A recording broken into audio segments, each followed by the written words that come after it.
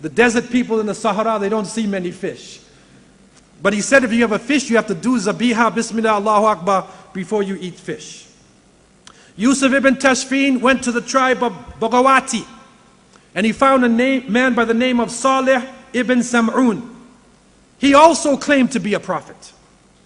He said to the people, he went to the other direction. One is super easy and the other one is super difficult. This other false prophet said, you have to make 5 salat in the morning and 5 salat in the evening. When you make your wudu, you got to take a complete ghusl every time you make wudu. He made the religion almost impossible. And Yusuf ibn Tashfin, rahimahullah, encountered these people, called to the good, forbid the evil, and he succeeded in changing the society back to the sunnah. And after a short period of time, the whole of Mauritania, the Spanish Sahara, Morocco, Algeria, Tunisia, all of them were under Yusuf ibn Tashfin rahimahullah. And from Abdullah ibn Yasin, with 5 people in the tent, it reached the point where Yusuf ibn Tashfin rahimahullah, he had 100,000 horsemen with him. 100,000. And they called to the good and they forbade evil every place they went. But an interesting point came. Abu Bakr, who was the Emir of the Jamaat, who had appointed Yusuf to take over while he was absent, Abu Bakr came back and found Yusuf with 100,000 horsemen. What did he do? Many Muslims today, one leader would see the other one, he gets jealous of him, and he forms his own masjid. You know what he did?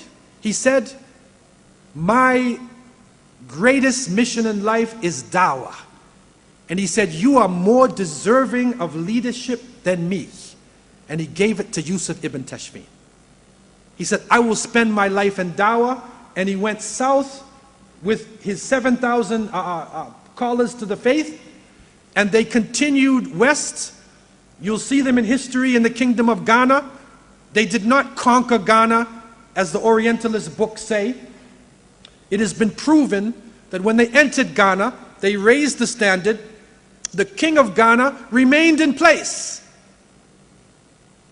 They went west.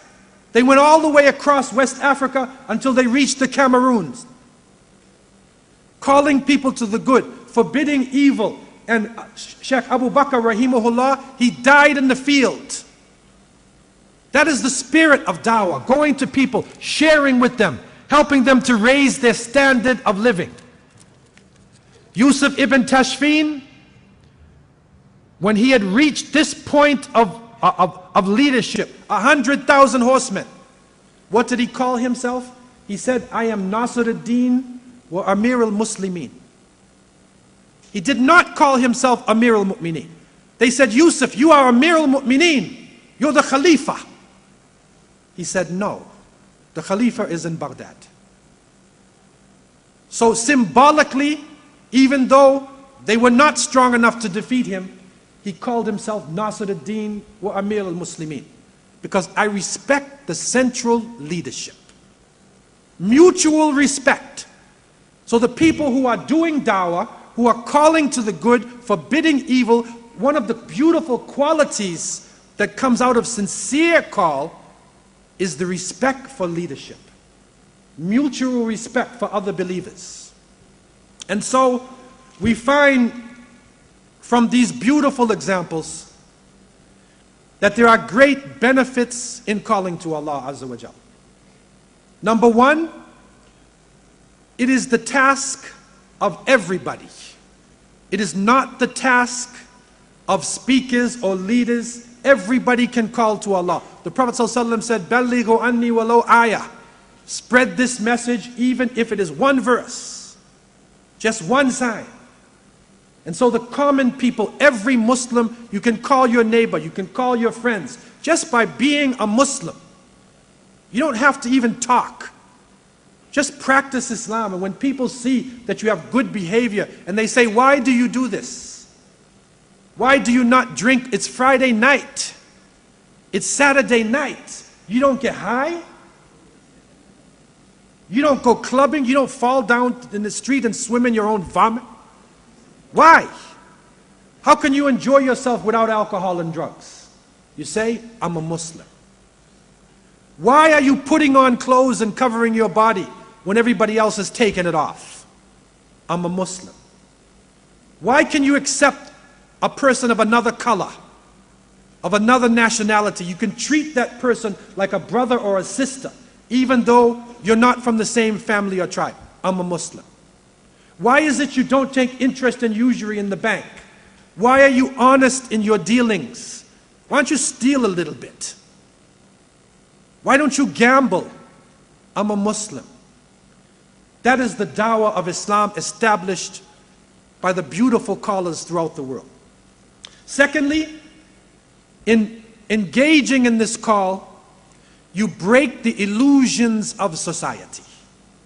You break through the electronic media. You engage people face to face. You engage the society on its level and not through a false construct, a false electronic world. In this way, we break through the lies and propaganda that is spreading to the world about Islam. We show them Islam is the religion of peace, of tolerance. And we are here to engage society so everybody in this society can come out of this apocalypse that we are about to go into with the warming of the earth. Number 3, the people who are involved are purified themselves. Because if you call to good, a little voice is going to talk to you in your own head. Are you practicing good? If you call to prayer, a little voice will go off in your head. Am I making my own prayers? If you call to the oneness of God, a voice will go off in your head. Am I really worshiping Allah, or am I worshiping a saint? Worshiping a grave? Worshiping a tree? And so engaging in this on whatever level you are, it actually helps to purify you. Number 4, it kills greed, the greed for power. Because through this dawah, we are connected with Allah subhanahu wa ta'ala. And we see that people fighting over earthly things, my country, my masjid, my community, my group, they're fighting for only material things on this earth. We see the example of Shaykh Abu Bakr ibn Umar al-Lamtuni rahimahullah giving up power and authority to one who was under him, because that person is more deserving of leadership. It helps us to develop operational unity. And it is so important for Muslims today to unite themselves, to present the proper image of Islam. Through this unity, through the love between us, maybe Allah subhanahu wa ta'ala can make us vessels to carry His message. And so I pray that Allah would bless you and me to be able to live this message, to pass it on to other people, to help our friends and our enemies to understand, because they are not really our enemies. They have the wrong concepts in their mind. They are accusing us of things that we have never done. In their false construct world, they cut and paste the words of people and put it against them, put it against their religion. But through this engagement, inshallah, we can break this wrong understanding and help the people to go from darkness into light. And so I leave you with these thoughts, and I ask Allah subhanahu wa ta'ala to have mercy on me and you, to have mercy on the ummah of Muhammad sallallahu alaihi wasallam.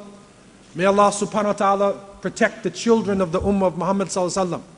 May Allah protect the women of the ummah of Muhammad sallallahu alaihi wasallam. May Allah protect and guide the men of the ummah of Muhammad sallallahu alaihi wasallam. May Allah raise up leadership in the Muslim world to take our misguided leaders from darkness into light. And may Allah help our societies to go through a transformation without violence, that they can come back into the beauty of Islam. May Allah protect the Muslims in Tunisia, help the Muslims in Pakistan and in all the areas where they are suffering. May Allah give us our best words to be our last words. May Allah help us to die with kalima la ilaha illallah Muhammadur Rasulullah sallallahu alayhi wasallam on our lips. أقول قولي هذا وأستغفر الله لي ولكم. I say what I have said. I ask Allah to have mercy on me and you. Wassalamu alaikum wa rahmatullahi wa barakatuh.